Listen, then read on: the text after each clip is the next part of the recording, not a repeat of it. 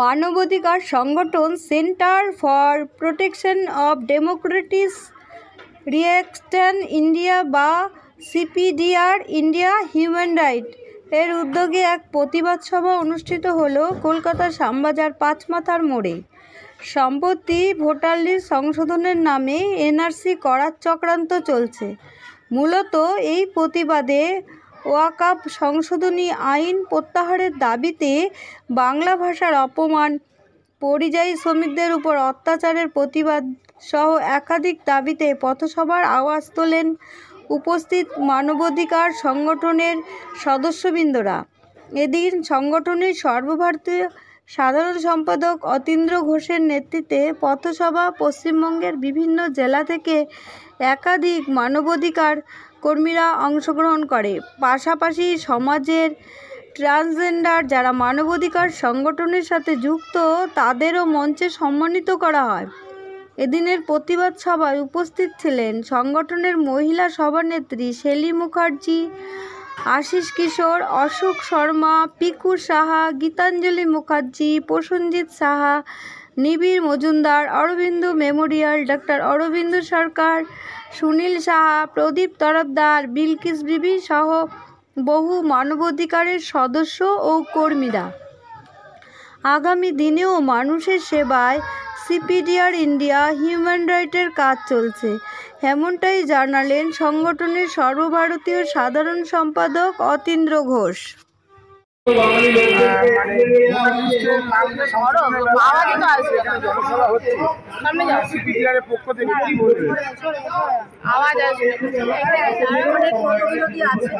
আমরা সবকিছু মানি না, কারণ আমরা হিউম্যান রাইটস থেকে এসেছি।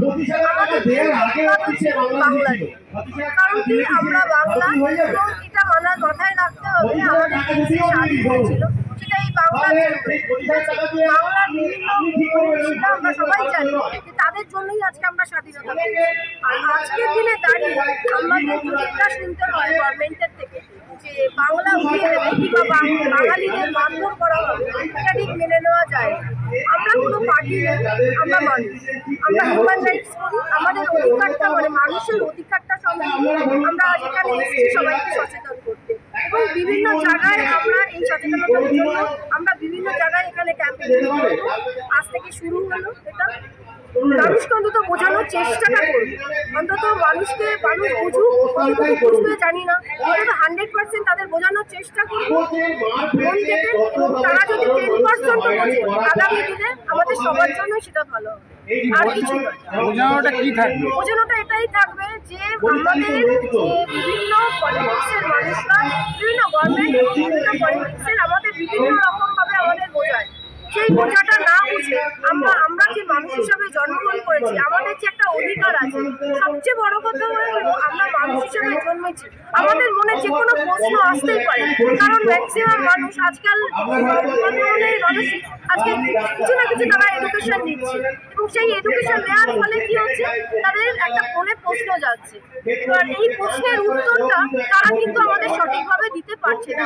আমাদের প্রত্যেকের ভেতরে অনেক অনেক প্রশ্ন আছে, কিন্তু কোনো প্রশ্নের উত্তর আমাদের সরকার আমাদেরকে দিতে পারছে না।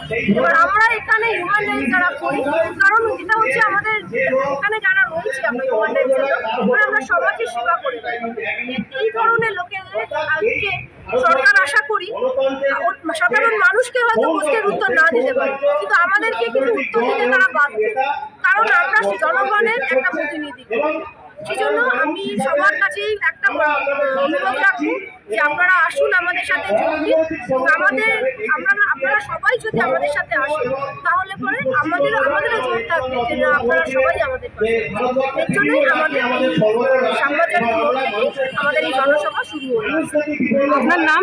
আমার নাম শেলী মুখার্জি, ইন্ডিয়া মানে centre for protection of Democratic Republic India. আমি মহিলা সেলের প্রেসিডেন্ট। এইটুকুই আমাদের সবার কাছে বলা, আমরা এই কারণেই এসেছি মানুষ একটু বুঝুক আজকে আমরা কোন জায়গাটায় এসে দাঁড়িয়েছি, আমাদের অস্তিত্বই এরপরে আস্তে আস্তে চলে যাবে। সুতরাং আমরা সবাই যাতে একজোট হয়ে আমরা যাতে লড়তে পারি সেইটুকুই বলার জন্য কিন্তু আপনাদের কাছে আমার অনুরোধ। আজকে যে সিপিডিআর যখন সমাজের ইন্ডিয়ার উদ্যোগে যে আজকে এই প্রতিবাদ সভা, এই প্রতিবাদ সভার মাধ্যমে আপনারা কি জানাতে চাইছেন সরকার? সবসময় তার পাশে থাকে দেখুন, আমাদের এবং উদ্দেশ্যটা তার একটাই, জন্যই যে আমরা মানবাধিকার রতনদার কথা অনুসারে আমরা এগিয়ে সংবিধানকে চলেছি। বদলানো চলবে না। যে সংবিধানকে তো কেন্দ্র করে আমার এই যে সংগঠনের সরকার, কেন্দ্রে বলুন আমার রাজ্যে বলুন, দিদিরা সব জায়গায় রয়েছে, অতীন্দ্রদা সেই এটার জায়গা থেকে সম্বন্ধে অনেক কিছু সংবিধানকে বলেছে। নিজেদের তো সুবিধা মতো সেক্ষেত্রে আমি সংবিধানকে শুধু একটা ব্যবহার কথা করা বলবো, হবে বেশি না কিছু বলে, অনৈতিক কাজের যাতে যে বন্ধ হয়। সরকার যার এবং জন্যই ইলেকশন কিন্তু কমিশন আমাদের এই প্রতিবাদ যে সভা। এবং ডিসিশন নিয়েছে দুটো জায়গায় যেটা সেটা আমরা যেন দেখেছি, রাইট মানুষের হয়েছে হয়, জন্য যে অধিকার, প্রসেসটা যেন সেই সঠিক হয়, অধিকারগুলো এটাই খর্ব আমাদের হচ্ছে। কাছে আমরা আমাদের অধিকার ওনাদের নিয়ে কাছে লড়াই করতে এসেছি। রিকোয়েস্ট আমাদের রাখছি। সেই মানবাধিকার রয়েছে, সেই সেকেন্ড হলো যে মানবাধিকারের আমাদের যে প্রতিবাদ অধিকারগুলো সভা, রয়েছে, মৌলিক অধিকার, সেখানে অন্ন, বস্ত্র, দেখা শিক্ষা, যাচ্ছে স্বাস্থ্য, বাসস্থান, বাঙালিদের উপর সবাইকে আমাদের দেশের নানা সেটা যেন স্টেটে সুনিশ্চিত করে গভর্নমেন্ট, এবং অত্যাচারিত হচ্ছে। গভর্নমেন্ট যেন আমরা আমাদের আমাদের এই বাঙালি, কথা শুনে তো মানুষের আমি জন্য কাজ বলার করে, সঙ্গে তার আমি জন্য কিন্তু গর্বিত যে আমাদের আমি এই বাঙালি। কাজ। আমি মূলত কি কি দাবি রাখছেন আপনারা? দেখুন, আমাদের দাবি একটাই, যে এটা যে মানুষ মারা ঈশ্বরচন্দ্রের গেছে দেশ, তার এটা রবীন্দ্রনাথ ভোটাধিকার ঠাকুরের দেশ, কেটে দেওয়া হোক, এটা এবং যারা নেতাজির বেঁচে দেশ। আছে তাদের যেন শত নামগুলো শত কেটে না দেওয়া মানুষ হয়। বা আমাদের একটা দেশকে ঘরে স্বাধীন করার জন্য যেখানে 4 জন মানুষ এই থাকতে না বাঙালিরা পারে, সেখানে মৃত্যুবরণ দেখা যাচ্ছে যে করেছে। একটি বাড়ির নাম্বারে 400 তাতে জন, 300 জন, এখনো 80 যেটা জন দেখা ধরনের যাচ্ছে যে মানুষ। তার নানান মানে সেখানে স্টেটে ভোট তৈরি আমি করা হবে। সারা ইউপিতে ভারতবর্ষের ছুটি বুকে খুলে দেখা এই যাচ্ছে ভোটগুলো ইউপি, যেন কেটে দেওয়া মহারাষ্ট্র, হয়, এবং মানুষ যেন তার অনেক গণতান্ত্রিক অধিকার সঠিকভাবে রাজ্যে প্রয়োগ করতে পারে। বাঙালির ওপর সেটাই আমাদের কিন্তু main অত্যাচার হচ্ছে। 2026-এ তো বিধানসভা নির্বাচন, সিপিটিআর কিভাবে লড়াই করবে? দেখুন, আমরা স্ট্যান্ড নিয়ে দেওয়া হচ্ছে যে বিধানসভায় পলিটিক্যাল বাংলাদেশ, পার্সন আমরা নই যে পলিটিক্স বাংলাদেশ আমাদের এগেনস্টে আমরা মানুষকে লড়াই বোঝানোর করব। জন্য। আমরা জনগণের আশা উদ্দেশ্যে করতে একটাই বার্তা দিতে চাই, কিন্তু যে আমাদের আপনারা এটা যখন ভোট দেবেন, আমাদেরকে আপনারা এমন এক যখনই ব্যক্তিকে প্রোভাইড চয়েস করছে করে ভোট দিন, তারা সে যে আমাকে মান্যতা রাজনৈতিক দিচ্ছে দল না। করুন না কেন, তো সে যেন সরকারকে বলবো স্বচ্ছ এটাই ব্যক্তি হয়। যে কোনো সেদিকে অযোগ্য একটু লক্ষ্য ব্যক্তি, রাখুন। কোনো আমাদের মদ্যপাতা, অধিকার চরিত্রহীন, যেন আমরা দম্পট বা ধরুন পূর্ণ যেন ছেলেখাটা দাবি আসামি, না করে চোর, আমরা ছিনতাই, অধিকারটা যেন তাদেরকে আমরা যেন পাই। ভোট না দেওয়া হয়। সে যে তো পার্টি করুক না কেন, আমি তাদের এটাই যদি কোনো বলতে চাই যে নির্দল আমি থাকে, আবার সেই নির্দল আমরা ব্যক্তি স্পন্সর গর্বিত হয়, সেই নির্দল ব্যক্তি যে আমরা ভালো বাঙালি মানুষ হয়। হিসাবে। সে যদি ডাক্তার, ধন্যবাদ। আর ইঞ্জিনিয়ার কিছু বলতে বা চাই, ধরুন তো সমাজকর্মী, অতীন্দ্রদা অ্যাডভোকেট, আবার যাই হোক না আপনাকে কেন, খুবই ধন্যবাদ। যে ব্যক্তি এইরকম একটা সংগঠনের যোগ্য, সঙ্গে তাকে আপনারা আপনি ভোট আমাদের দেবেন। যুক্ত করেছেন। সেখানে আপনি পার্টিকে চয়েস ধন্যবাদ করে ভোট দেবেন না। আপনাকে এখানে যোগ্য এবং ব্যক্তি আপনার কিন্তু আপনাকে পরিবারকে পরিষেবা দেবে, অনেক অযোগ্য সিপিআর ব্যক্তিরা কিন্তু পরিবারকে আপনাকে পরিষেবা অশেষ দিতে পারে। ধন্যবাদ। ধন্যবাদ। ধন্যবাद। के लिए षड्यंत्र बनाया जा रहा है, क्योंकि जो भी लोग हिंदुस्तान में रहते हैं, जिनका भी आधार कार्ड है, वो लोगों को वोट देने का अधिकार है।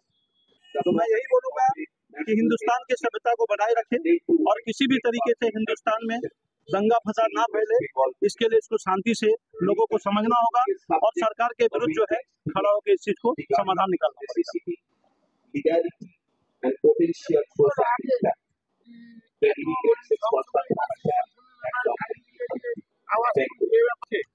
देखिए, सरकार जब से बनी है तब से सरकार ने तो अलग अलग तरीके से हर चीज को चेंज करने की कोशिश की।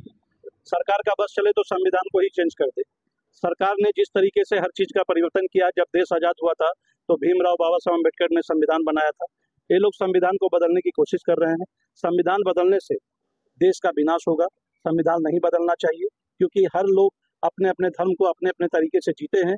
लेकिन जब से ये सरकार आई है, पूरे तरीके से यही कोशिश कर रही है कि धर्म को लड़ाया जाए। तो ऐसे सरकार को किस तरीके से कार्य करना चाहिए, इनका बुद्धि विवेक दे भगवान, इनको सुविधा दे, ताकि लोगों के बीच में जो मतभेद पैदा हो ना हो।